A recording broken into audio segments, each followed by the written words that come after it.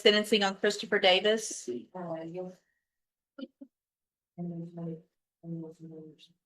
morning, sir. You're Christopher Davis. He did want me to request a possible. Hold on a second until she gets up here for look at this. Sorry.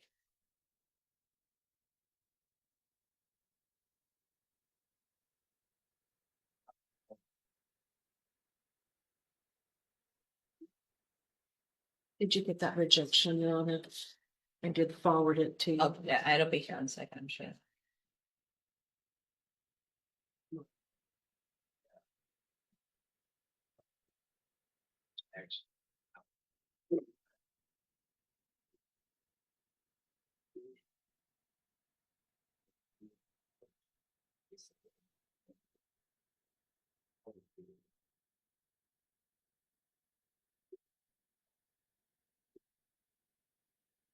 As this wraps up, one thing is clear. Every decision in court matters. From competency rulings to waived rights and bond decisions, it all shapes the outcome. The court isn't just judging actions, it's judging patterns. So what do you think? Fair system or missed opportunities? If you found this case interesting, hit like, drop your thoughts below, and subscribe for more courtroom breakdowns.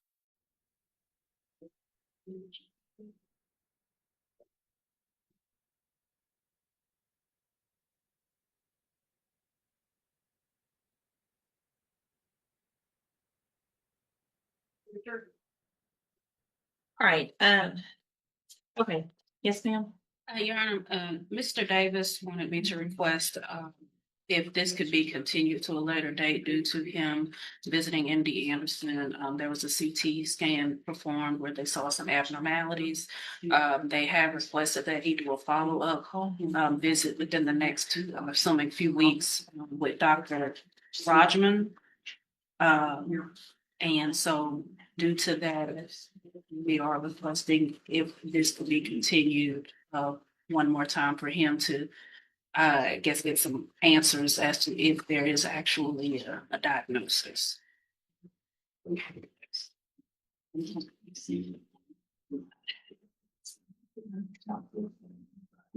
I really would rather go ahead and go forward. I don't, well, I'm going to obviously give Ms. French an opportunity to make argument, even though there's some long criminal history. It is old and it looks like, are you on a deferred probation in Kenny County right now?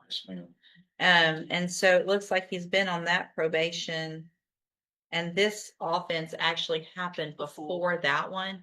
And so me sending him on a state jail felony to state jail at this point doesn't really make sense. Just based on the nature of how old this case is and the fact that he's already been on a felony probation that out of another county that he's been doing satisfactorily. It looks like there's no motion to revoke that probation or anything like that. And I believe he's doing courtesy supervision here. Okay, so I honestly, based on that, and Ms. French, do you have serious issue with that position? I don't, Your Honor. He took responsibility and was cooperative. I have a star next to that. Yeah, It's very rare. From the very beginning, took full responsibility And and cooperated. even while he has been revoked so many times, as the court stated, these are old cases, and I would defer to the court as to a sentence on this case, particularly given these circumstances. All right, so any of the objection then to going forward with sentencing? No, Then, I don't. Mr. Davis, at this time in clause number 25, DCCR 0010, I'm going to find that you previously entered your plea of guilty freely and voluntarily. I'm going to, well, I guess let me go back up. I have reviewed that pre-sentence report, obviously, from my statements. Y'all both have that report, correct? Yes, Your Honor. And any additions or corrections or objections to that report? No, Your Honor. Mistake. And I did receive this as well. Ms. French, if you wanted to take a look at that, it's just a letter from the defendant, his mother, and then some medical documentation as well. Any reason then not to go forward with sentencing? No, Your Honor. All right. So again, I'm going to find that you entered your plea of guilty previously, freely, and voluntarily. Find sufficient evidence to find you guilty, and I am at this time going to find you guilty of the state jail felony offense of theft of property. I'm going to sentence you to a term of 2 years in the state jail, but I'm going to probate that. You'll be on probation for 5 years. I'm going to order a $500 fine and that you follow all of the rules and conditions of probation. If you do that, then this is a great opportunity because you will be able to serve that 2-year sentence that I gave you while you're out on probation instead of in custody. The other side of that is if you violate any condition of probation, you can be brought back into court, your probation revoked, and you could be facing the 2-year sentence that I just gave you. Do you understand? Yes. I'm handing you the trial court certification that shows this was an agreement that I followed, and so you have waived your right to appeal. I have also handed you a written admonishment regarding your ineligibility to possess a firearm or ammunition. Because of the judgment entered against you, you're ineligible under Texas law to possess a firearm or ammunition. Possession of a firearm or ammunition could lead to charges against you.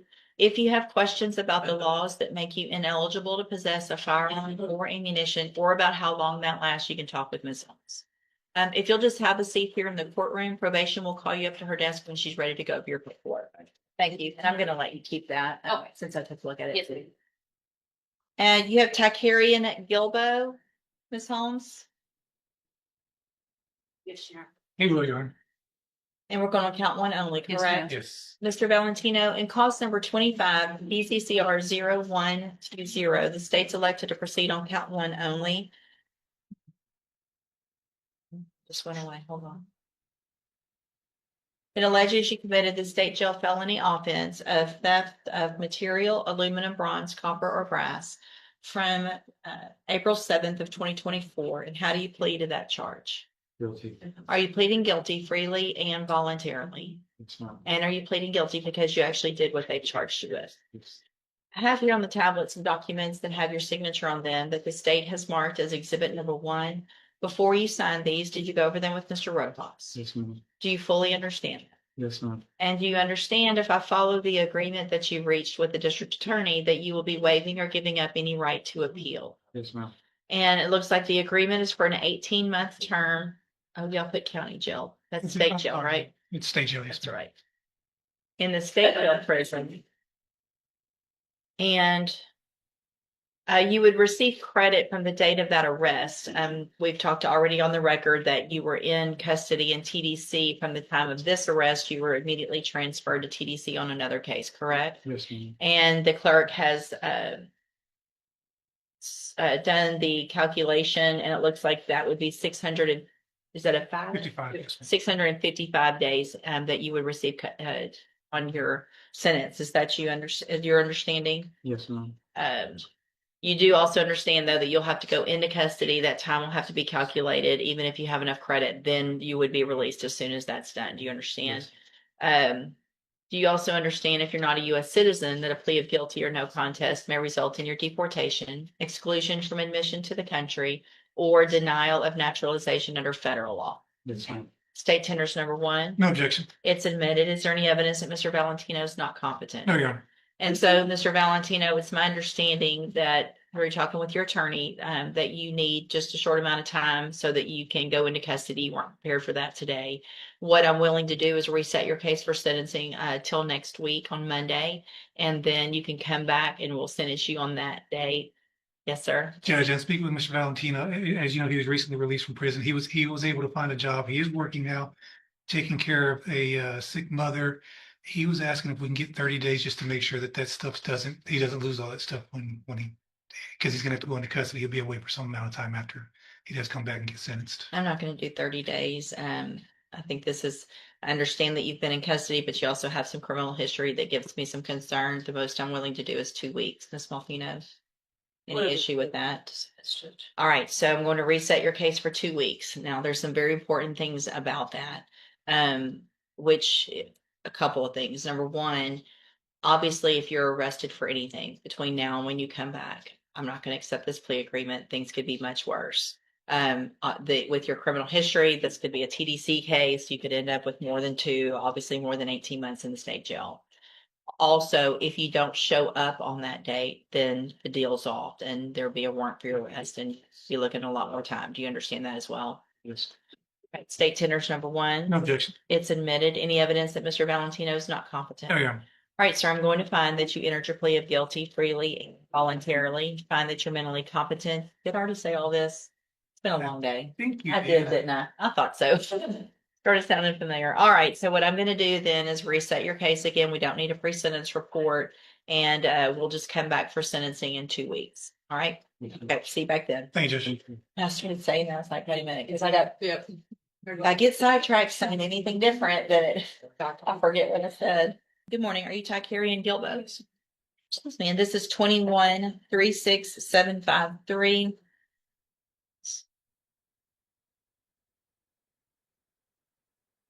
Ms. Gilbo is charged with unauthorized use of a vehicle, 2021. Yeah.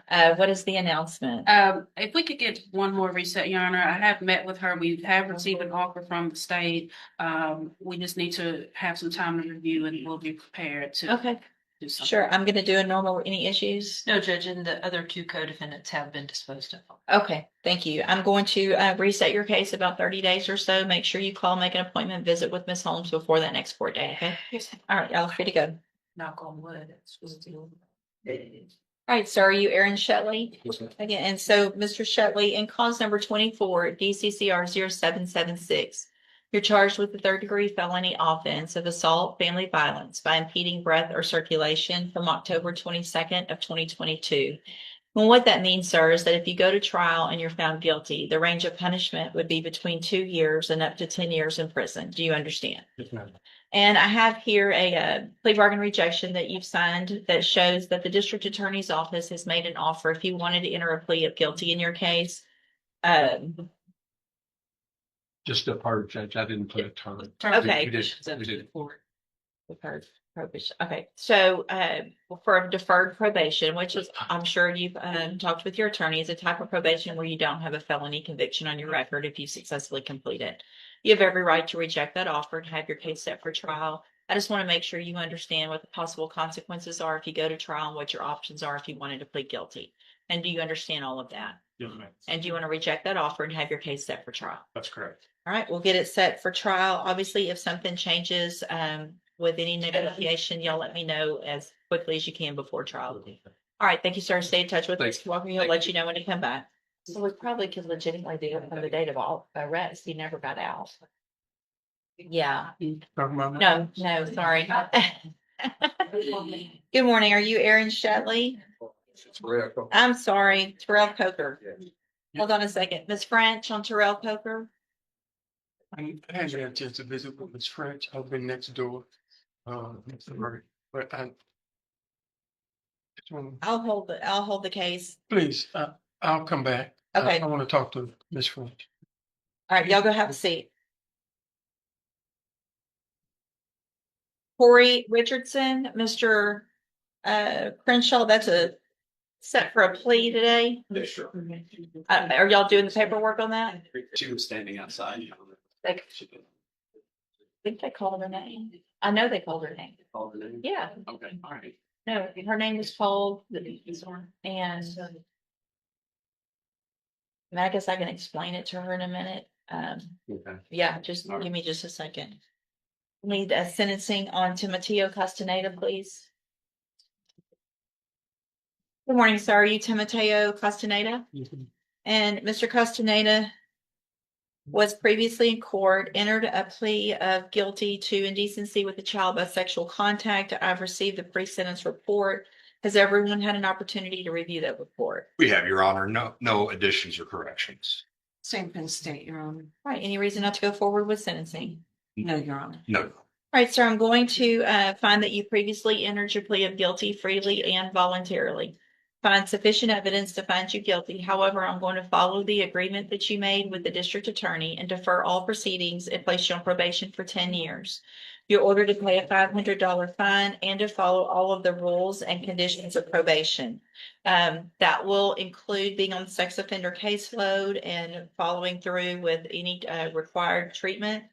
They will also do a substance abuse assessment to see if there's any treatment needed for that. Whether you think you need it or not, if they say there's treatment needed, you will be ordered to follow through with any recommendations.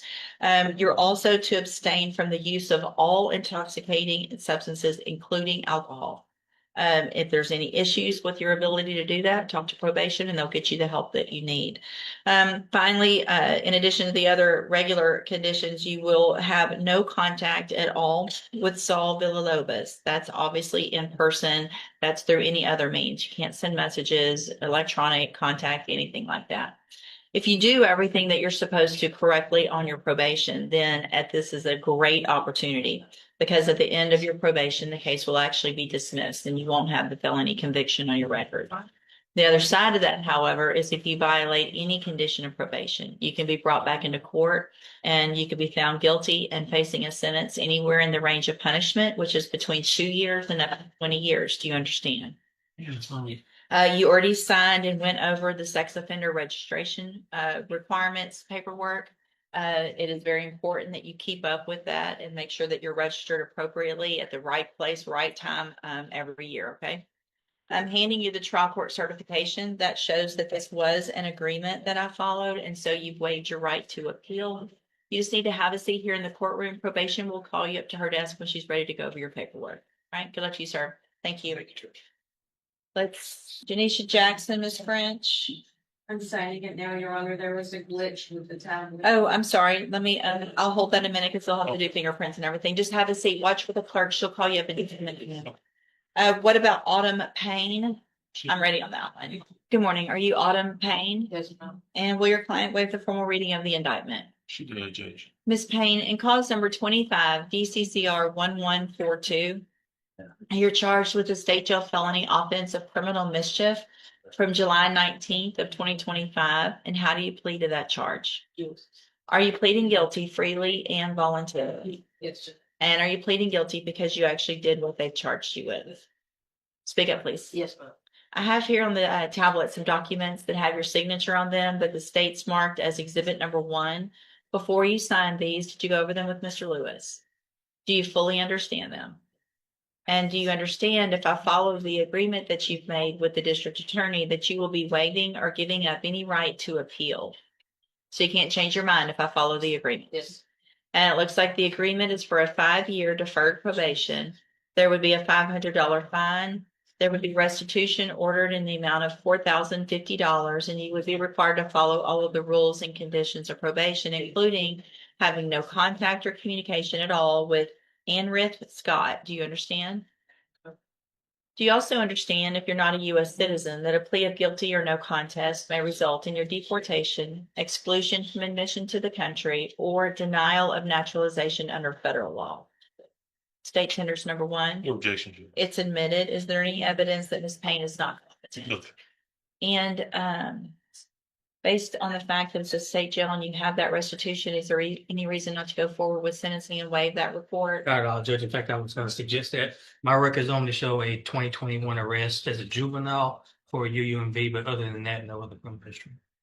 All right, so Ms. Payne, I'm going to find that you entered a plea of guilty freely and voluntarily. Find that you're mentally competent and you understand the nature and the consequences of your plea. I'm going to waive the pre-sentence report, find sufficient evidence to find you guilty. However, I'm going to follow the agreement that you made with the district attorney and defer all proceedings and place you on probation for 5 years. You are ordered to pay the $500 fine as well as restitution in the amount of $4,050. And to have obviously no contact or communication with Anrith Scott. If you do everything you're supposed to on this probation, follow all of the rules and don't have any violations, pay that restitution, then this is an excellent opportunity because you do not have a felony conviction on your record. A felony conviction on your record would change your life very negatively in lots of ways. And so this is a great opportunity. The other side of that opportunity, though, is if you violate any condition of probation, you can be brought back into court, you can be found guilty, so you would become a convicted felon, and you could go to the state jail prison for anywhere between 6 months and up to 2 years. Do you understand? Also, I want to make sure that the restitution is paid first before that fine. Right. I'm handing you the trial court certification that shows this was an agreement that I followed, and so you've waived your right to appeal. And so if you'll just have a seat here in the courtroom, watch for probation to call you up to her desk. She's sitting right over there, and she's going to call you up when she's ready to go over your paperwork. All right, good luck to you. Thank you. Thanks.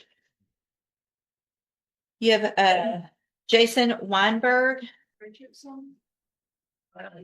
Good morning. You're Jason Weinberg. Yes. Weinberg, those are those type of gym pants is not appropriate for court.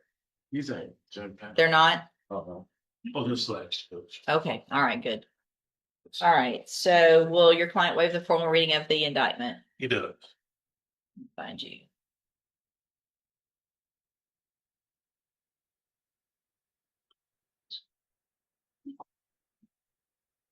All right, Mr. Weinberg, in clause number 25, DCCR 1479, you're charged with a state jail felony offense of engaging in organized criminal activity, and that's from September 28th of 2025. And how do you plead to that charge? Oh, How do you plead to that charge? Guilty or not guilty? Sorry? plead guilty. Are you pleading guilty freely and voluntarily? Yes, And are you pleading guilty because you actually did what they charged you with? yes, I have here on the tablet some documents that have your signature on them that the state's marked as exhibit number 1.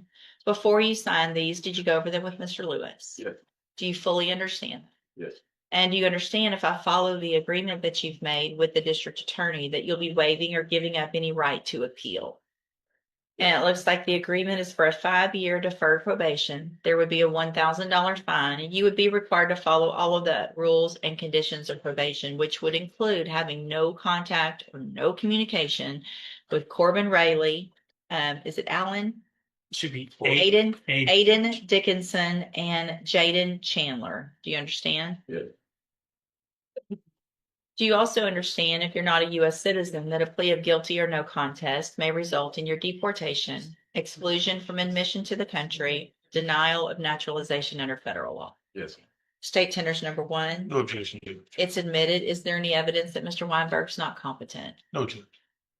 I think just based on the nature of this office, I'd like to get a pre-sentence report just to see what potential conditions what might need, because based on the age and the nature of the offense. So, Mr. Weinberg, I'm going to find that you entered your plea of guilty freely and voluntarily. Find that you're mentally competent and understand the nature and the consequences of your plea.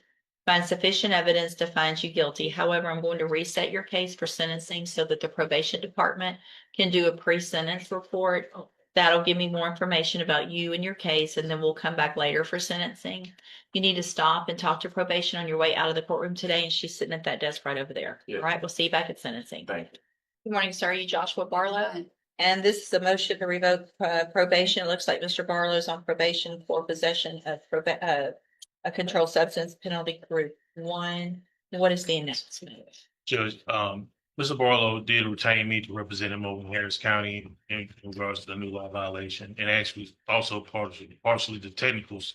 As part of that was about living or being in Harris County during that time of the offense. We were in court Thursday. There is a 911 recording that we will have probably either today or tomorrow that is going to say a lot before it's about whether they're going to proceed with the case over there. And also, honestly, if they're going to file new charges against the complainant.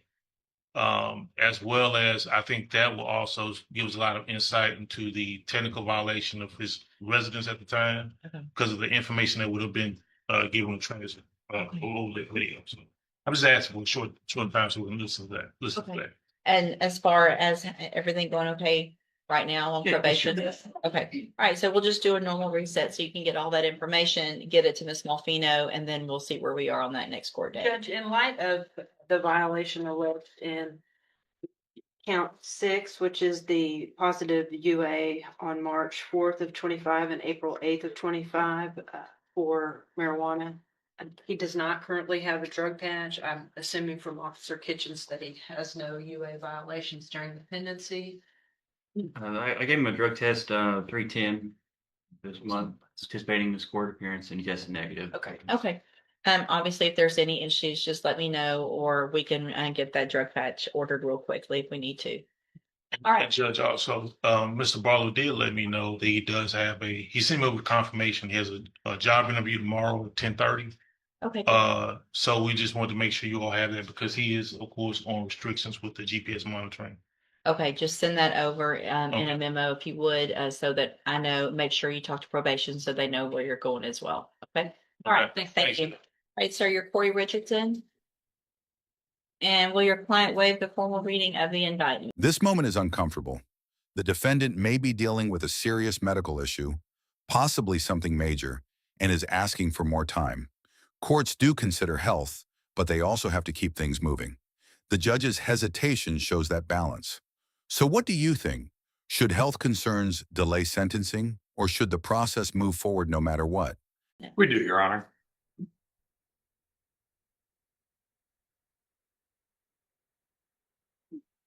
Mr. Richardson, in cause number 25, DCCR 0249, the state has elected to proceed on the lesser included offense of a Class A misdemeanor attempted solicitation of prostitution from November 21st of 2024. And how do you plead to that charge?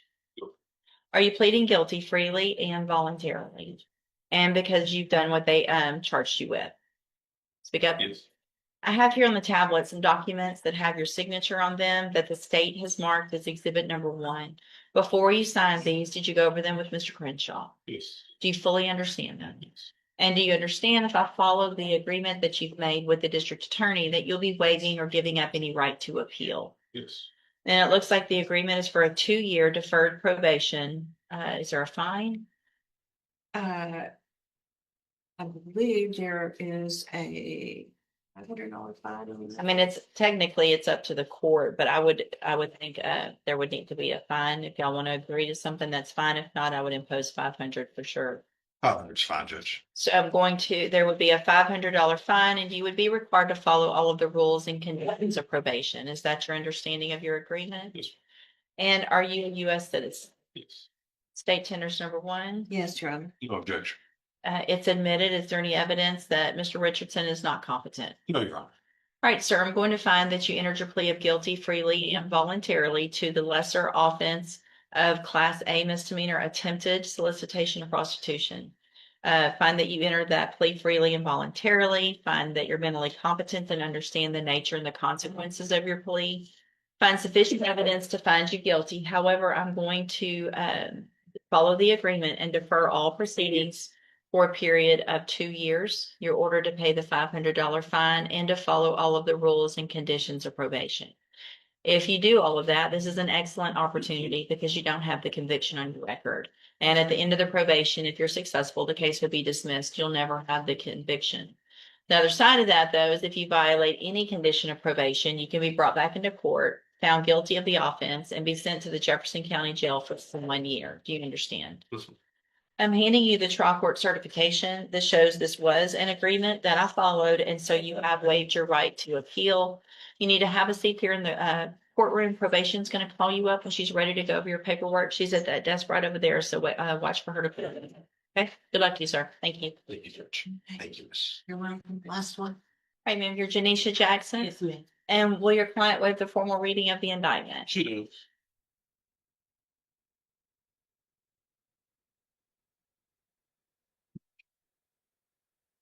So did we start something and then not do it? Last on the 2nd? Were we here March 2nd? I show that I have a revised indictment already. I don't require that. See, I made a note on it. Oh, we must have been, that's when I made the change to the heading. Yes. That's Okay. correct. So, Ms. Jackson, in cause number 25 DCCR 0903, you're charged with the state jail felony offense of abandoning or endangering a child from May 26th of 2025. And how do you plead to that charge? Guilty. Are you pleading guilty freely and voluntarily? Yes, ma'am.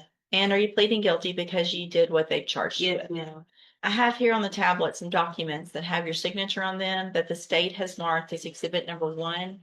Before you sign these, did you go over them with Mr. Lewis? Yes, ma'am. Do you fully understand them? Yes, ma'am. And do you understand, if I follow the agreement that you've made with the district attorney, that you will be waiving or giving up any right to appeal? Yes, ma'am. And it looks like the agreement that you've reached is for a 5-year deferred probation. There would be a $500 fine. You would be required to follow all of the rules and conditions of probation.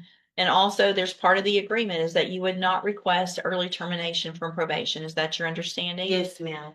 Do you also understand if you're not a U.S. citizen that a plea of guilty or no contest may result in your deportation, exclusion from admission to the country, or denial of naturalization under federal law? State tenders number one. No, thanks. It's admitted. Is there any evidence that Ms. Jackson is not competent? Nothing.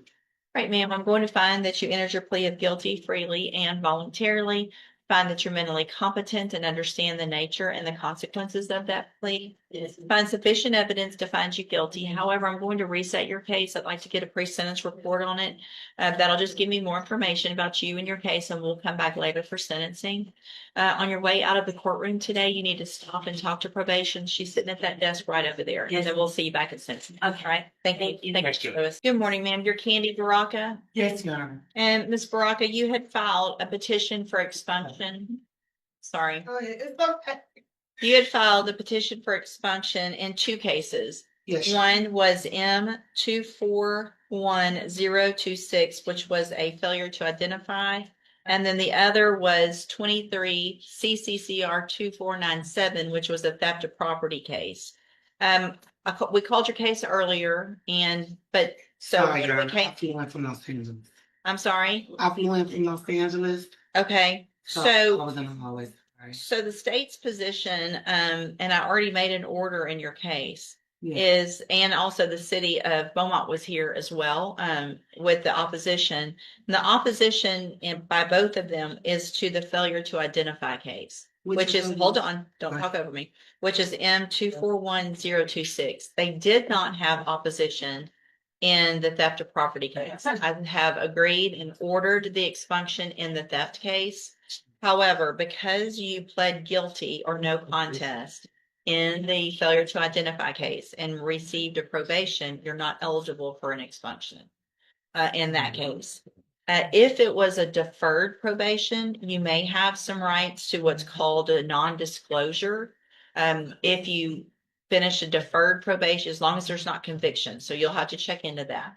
But, and it's not quite as good, I guess, as an expunction, but it is something if it was a deferred probation and if you satisfactorily completed it. So you can look into a non-disclosure for that one. Okay. But I did sign it, or I am going to sign the order for the theft, but not the other one. I'm fine. I just thought that because it was maybe, I think 20 years ago. Yeah, unfortunately, the age doesn't I'm matter. glad you told me how I can go about it. Yeah, they're required by law to check everyone that comes through, and if you're not eligible, you're not eligible. Okay. But you can look at that non-disclosure for the failure to. And I appreciate you, Raquel. Yes, ma'am. Have a blessed day. Ma'am, Your Honor. did you just call me by my first name? Judge. We don't know each other, do we? Fine. No, man. But I Okay. do appreciate you taking. Okay, you're free to go. Have a blessed day. Good morning. Are you Maria Garza?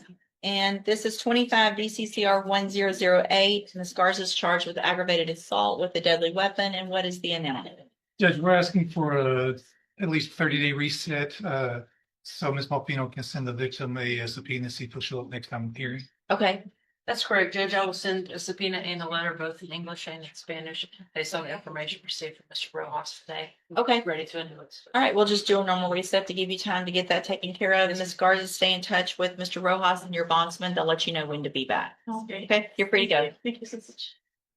And you have Whitley Shepherd. Good morning, ma'am. Are you Whitley Shepherd? Yes, ma'am. And Ms. Shepherd, in cause number 25 DCCR 1146, is charged with aggravated assault with a deadly weapon. And what is the announcement? Judge, Ms. Shepherd and I have previously talked about her case early on. I just got an offer last week and I've talked with her a little bit this morning. I think I need more time to explain to her what it all entails. Yes, sir. And so, Ms. Shepherd, I'm going to do a normal reset in about 30 days. Make sure you call and make an appointment soon to go visit with Mr. Rojas. So y'all go over everything, all the discovery, what your options are, and things like that. And then we'll get an announcement at the next court date, okay? Answer out loud, please. Thank you. You're free to go. We're talking about Mr. Valentino, Judge? Yeah. Yeah. Good morning, sir. Are you John Sharp? Yes, ma'am. Judge, with the court's permission, we're going to proceed on a lesser included Class A terroristic threat public service. Yes, ma'am. Will your client waive the formal reading of the indictment? He will, Your Honor. Mr. Sharp, in cause number 25 DCCR 1476, the state has elected to proceed on the lesser included offense of a Class A misdemeanor terroristic threat And that's from September 6th of 2025. And how do you plead to that charge? Guilty. Are you pleading guilty freely and voluntarily? So, And are you pleading guilty because you did what they've charged you Yes. with? I have here on the tablet some documents that have your signature on them, but the state has marked as exhibit number 1. Before you sign these, did you go over them with Mr. Rennick? yes, ma'am. Do you fully understand them? Yes, ma'am. And do you understand if I follow the agreement that you've made with the district attorney that you'll be waiving or giving up any right to appeal? And are you a U.S. citizen? Yes, ma'am. State tenders number 1. No objection, Your Honor. It's admitted. Is there any evidence that Mr. Sharp is not competent? There is not, Your Honor. All right, sir, I'm going to find that you entered your plea of guilty freely and voluntarily. Find that you're mentally competent and you understand the nature and the consequences of your plea. Find sufficient evidence to find you guilty. However, I'm going to follow the agreement that you made with the district attorney and defer all proceedings and place you on probation for 2 years. Yes. You're ordered to pay the $500 fine and to follow all of the rules and conditions of probation.